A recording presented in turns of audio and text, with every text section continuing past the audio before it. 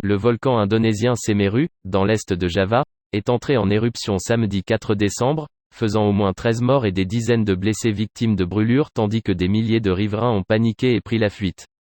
Le bilan est maintenant de 13 morts. Les sauveteurs ont retrouvé plus de corps, a indiqué à l'AFP le porte-parole de l'agence de gestion des catastrophes, Abdul Mouhari, précisant que 10 personnes piégées par l'éruption de samedi avaient été dégagées vivantes de la zone située à l'est de l'île de Java.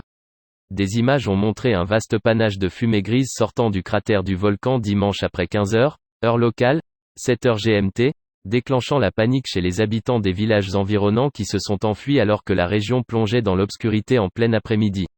Le village de Lumajang a été recouvert d'une épaisse couche de lave froide et de cendres, selon des journalistes de l'AFP, et les habitants d'une dizaine de villages ont dû aller dans des refuges et des mosquées pour passer la nuit. Au moins 57 personnes ont été blessées dans l'éruption dont 41 souffraient de sévères brûlures après avoir été touchées par de la lave incandescente, a indiqué l'agence de gestion des catastrophes dans un communiqué. Le mont Semeru, le plus haut de Java, culmine à 3676 mètres. Des images de l'agence météorologique et de géophysique d'Indonésie ont montré des cendres tombant dans l'océan Indien. La dernière éruption majeure du Semeru date de décembre 2020. Elle avait aussi provoqué la fuite de milliers de personnes et couvert des villages entiers.